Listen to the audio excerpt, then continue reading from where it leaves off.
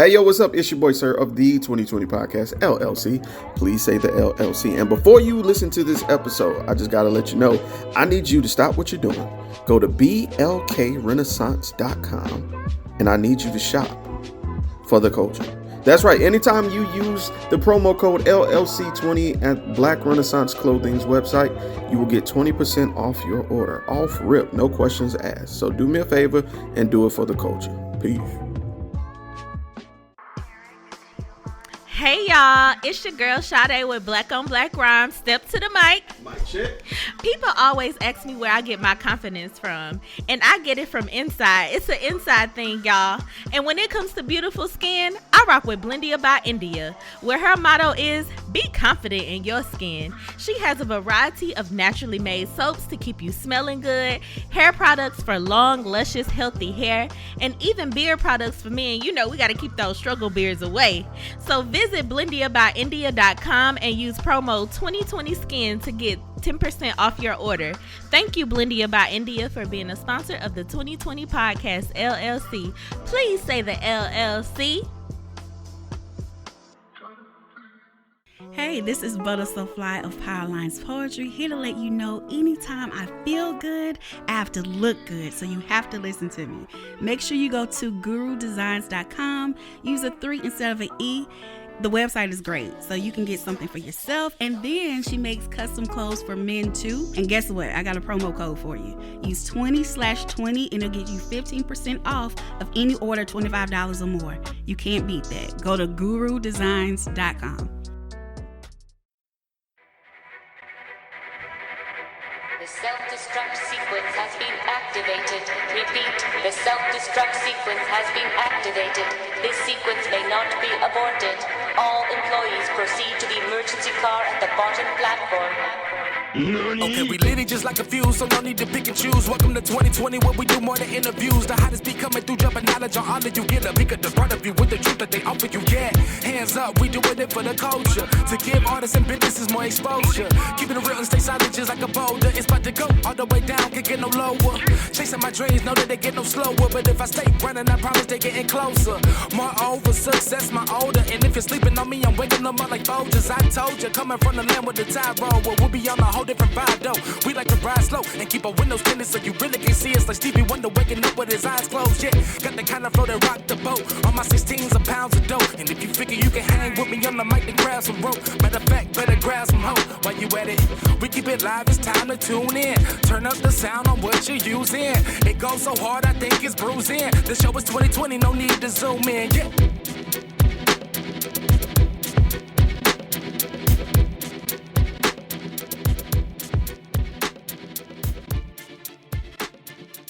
Like, seeing them be so emotional and whatnot, and like being open with their emotions taught me that that's normal. Like, I've noticed like a lot of girls have this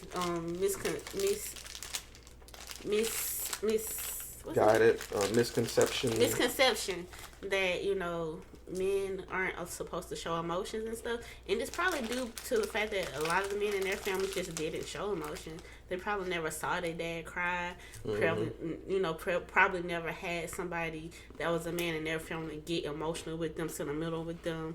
Probably never seen it before, you know. And so I can understand where a lot of girls who were raised that way will also take that mentality into their relationships. And basically ruin men that come across, because, you know, that's what they were taught. It's not right, but how much can you blame them when that's all they know? But yeah, the men in my family are crybabies. You know, the women are definitely tougher than the guys are, but it's cool. You know, it's cool. But I'm never like downing them from being emotional, because it's a normal emotion. Like, it's human. You're supposed to supposed to cry sometimes. Who don't cry? Yeah. Like you said, if you don't cry, nigga, you broken. I told you, if you don't cry, something wrong with you. Right. If you don't cry, if you telling me, the person that you quote unquote dating in a relationship with, that you can't cry in front of me or you don't cry at all as a man, something wrong. That's not okay. That's not normal. Sir, you are broken, and we need to either go to therapy or break up, because I'm not finna live my life like that. It's refreshing to. And I did. You did look how big it is. Look how big it is. You see that? You see that? That's what I was talking about. It's refreshing to hear that, because there's so many of you that are like, nigga, you crying? The fuck? Like, and I know a lot of times when we come to like the round tables to and discuss this with women, y'all be like, not y'all be like, but some people be like, where are these women? Like, who the fuck do y'all be fucking with? Like that have y'all like this? It's not only who we mess with, it's just what we see in the world. There's other experiences we experience by proxy. You know, other people that we hang with, relatives, you know, and that's where majority of our thoughts on marriage come from. It's like a culmination of other people, other family members, trauma. So we have this preconceived notion of what marriage is going to be or what we're expected from a woman. Like the conversations we have with people who are married can either be amazing, horrendous. Like for me at least, I can tell you instances where I had an amazing conversation with my uncle about being married, and he's divorced, but about, you know, what to expect and where he went wrong. Or I could tell you situations where my other uncle told me about how he was going to use me as an alibi so he could smash other women, and how his wife knows, but she ain't going to do anything because he keeps bringing that money. So I have, you know, both polar opposite, you know, experiences kind of burned in my brain of, it can be horrible this way. Oh, not horrible. It can be horrible this way. It can be great this way. You know what I'm saying? What can you take from each situation? And one common thread is they all start off great, but they just find it scary to open up and communicate about emotions or finances. Like those two are like the toughest things to talk about. Like I remember like arguments about money that didn't seem major. You know, like certain orders that bills were paid in sometimes would throw off what they expected to have. But instead of looking at the full situation of, okay, this is taken care of, what can we do? It's, you didn't follow my instructions. You know what I'm saying? And a lot of that fell back into, well, if you want me to lead, let me lead. Follow my lead. You know what I'm saying? And that made me like, well, what the fuck is it? Do a lead, or do we lead, or what the fuck are we supposed to do? Yeah, I don't have a whole lot of Okay, so there's nobody in my family that I can talk to about marriage.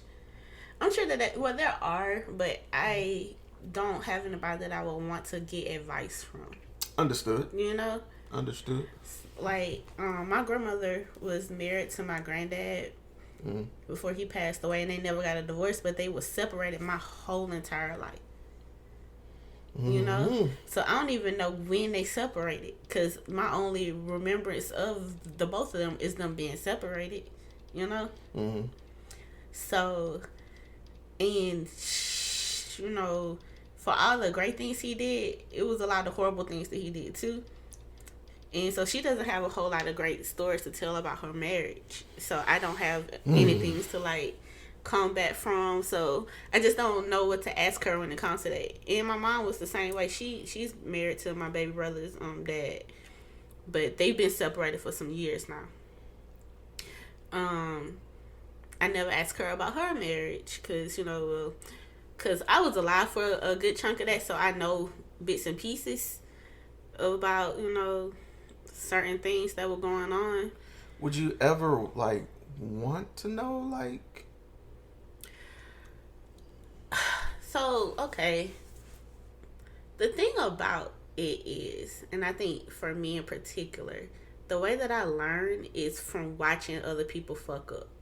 Yeah, so that's the wise way. Seeing how people failed just teaches me, okay, that particular way probably wasn't the best way, So, I hate to say it, but their marriages were failures.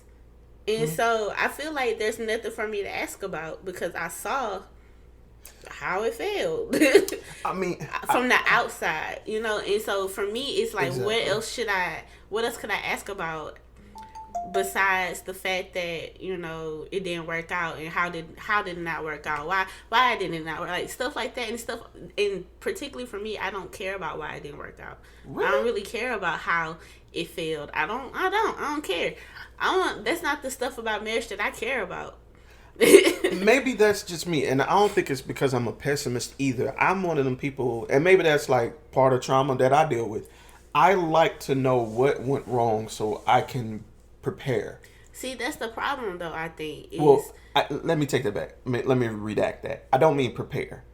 So I can have an understanding of what could possibly go wrong. If I understand, it's like case studies, right?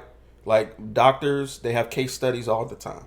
There'll be someone who may pass away or someone who may have lived, but they'll study it so that they can better understand it. Even if it's a situation they don't see themselves getting into, it could be a tidbit of information in there that may help you in another situation where you see something similar.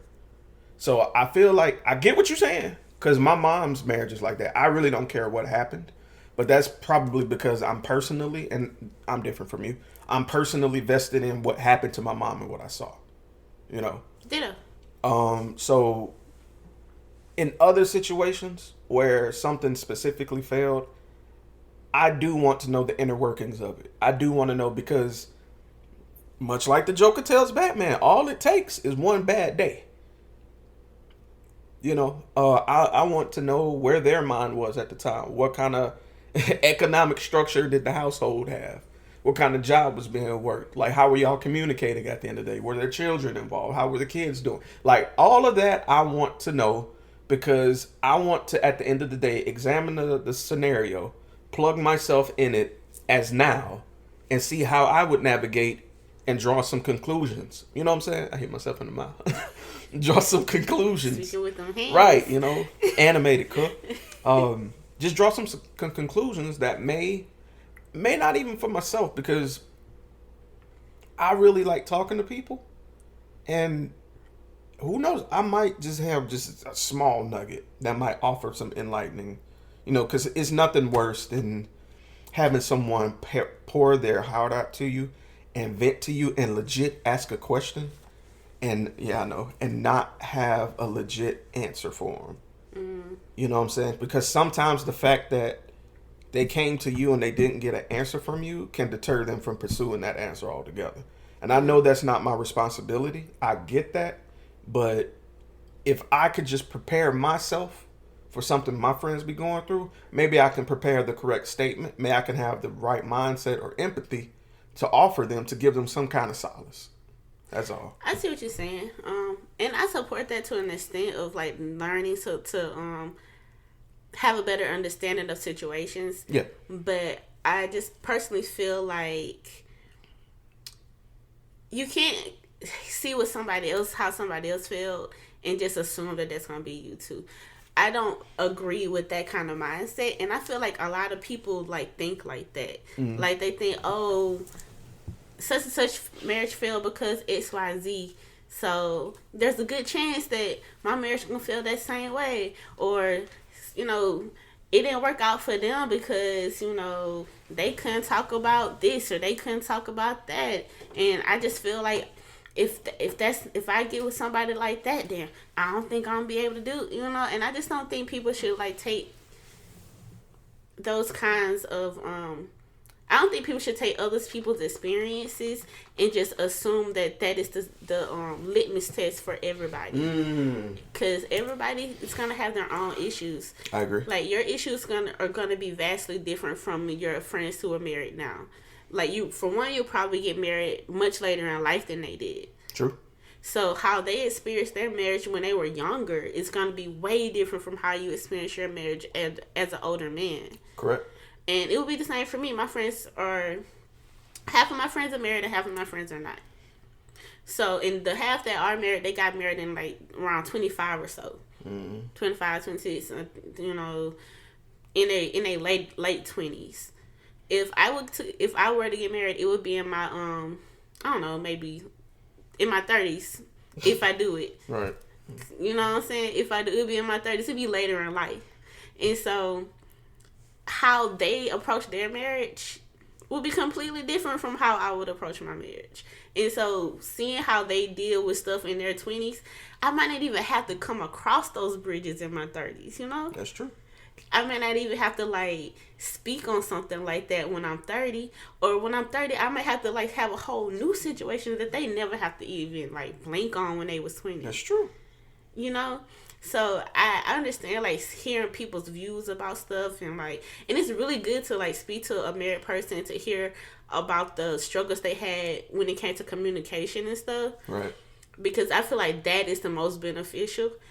When people have a misconception of what they thought their marriage was supposed to be, those are the best conversations to, like, sit back and watch or, like, listen in on. Because it's like, you really get to see how folks have a preconceived notion of what marriage is before they ever get married. And a lot of times they take those notions to their marriage, and then they're shocked when it's not what they thought it was supposed to be. It happens to women a lot.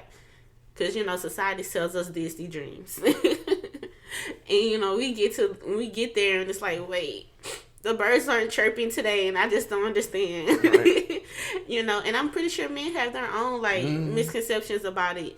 And then they get to it and they're like, wait, this isn't what I thought it was going to be.